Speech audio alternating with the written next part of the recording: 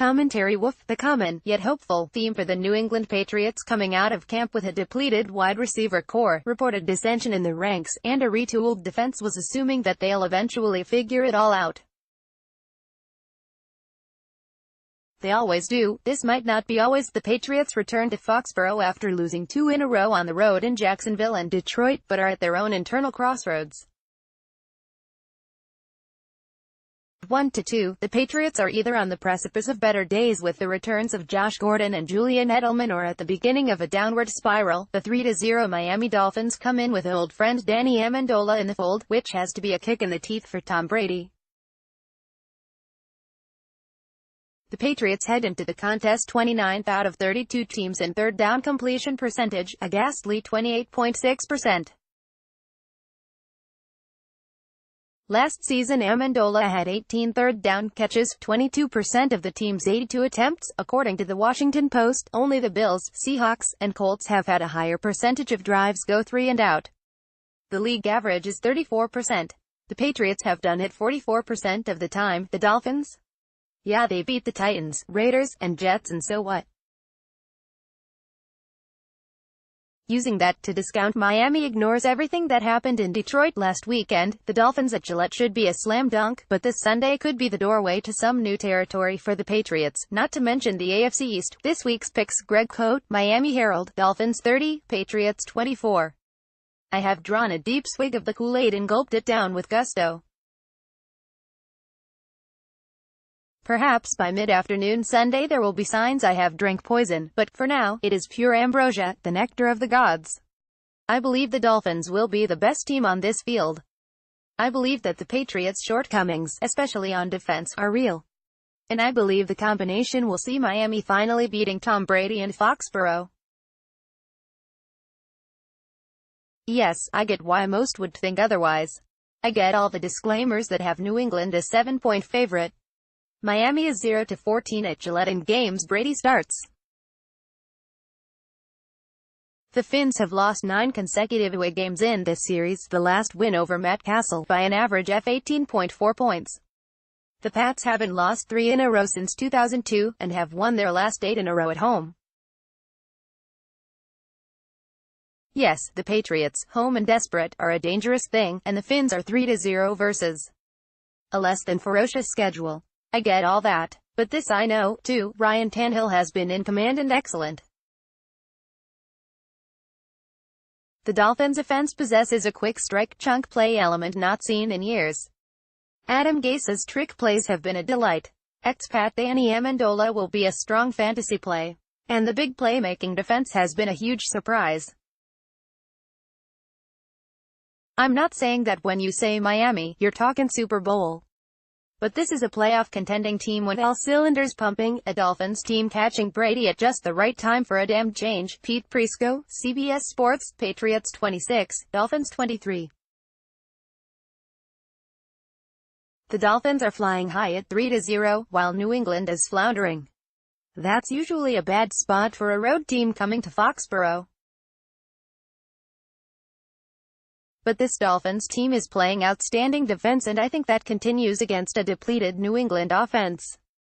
Miami hangs around and could pull off the upset. CBS Sports staff, split, New England -7. Everybody picks the Pats straight up. Jerry Delac, Pittsburgh Post-Gazette. Patriots 23, Dolphins 20. Back-to-back losses for the Patriots? And to the Lions, for the second year in a row? What is happening in New England? OMG, fire Belichick. He obviously lost control of the locker room. Has anyone noticed the Dolphins are unbeaten? David Steele, Sporting News. Patriots 24, Dolphins 23.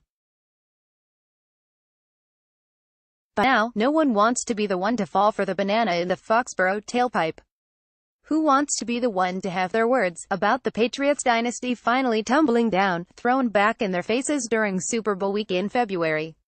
Plus, who wants to be the one fooled by the Dolphins, the NFL's biggest annual teases? Again, complicating this one is the fact that the Dolphins have beaten the Patriots 4 times in the last 5 years, 3 times with Ryan Tannehill at quarterback. Vinny Iyer, Sporting News. Patriots 30, Dolphins 20.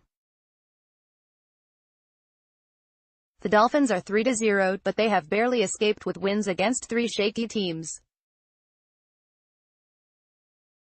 The Patriots will not be right offensively until Julian Edelman returns, but they have plenty to drive Miami batty, especially at tight end with Rob Gronkowski.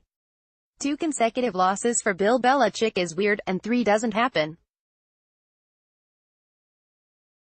Adam Gase will keep it close with ball control in the running game, but New England will pull away late. Mike Hurley, CBS Boston, Miami, 7. I do feel as though this could be a week where the Patriots slap themselves in the face and come out looking like the Patriots, but it would be wise to take a wait-and-see approach to that.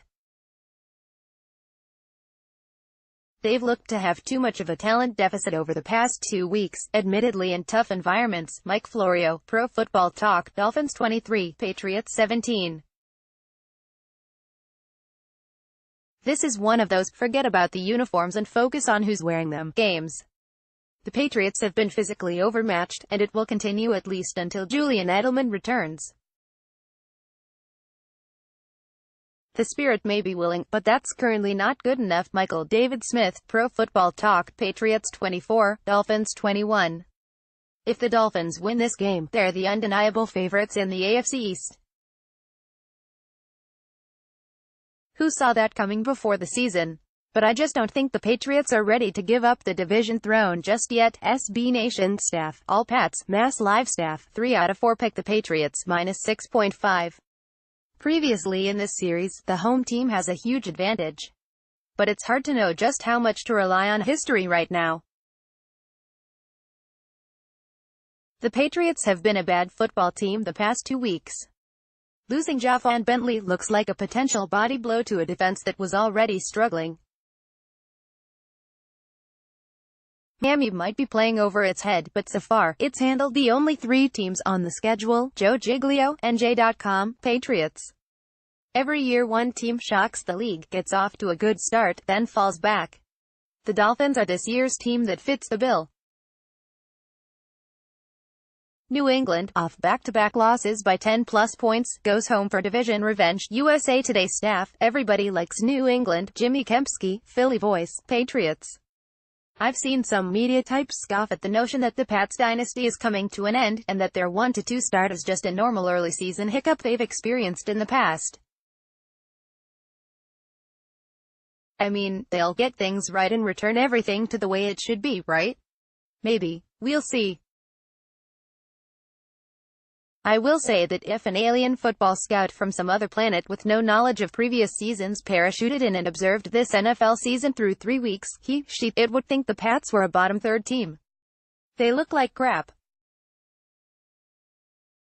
Still, the Pats own a 9-game winning streak over the Dolphins at home, and even at 3-0 this Miami team doesn't inspire much confidence. 538, New England with a 70% chance of winning. ESPN staff, Pats across the board. Elliot Harrison, NFL.com, Patriots 30, Dolphins 23.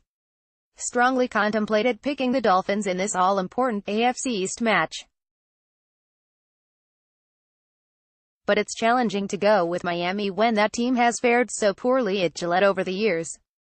Yes, the Dolphins have won a lot of games over Bill Belichick's group, 1 each in 4 of the past 5 seasons, but remember, almost all of those have come in Miami.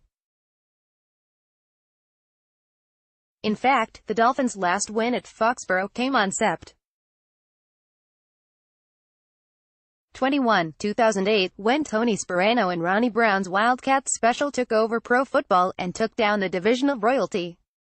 Since then, at Gillette Stadium, it's been almost all blowouts in the Pats' favor.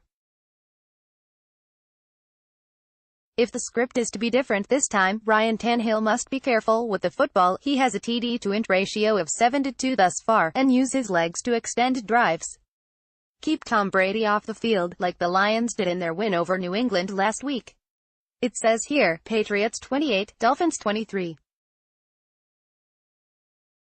Because if the Patriots lose this one, then things are officially an imploding mess. I'm not so sure they're ready to succumb to that status quite yet.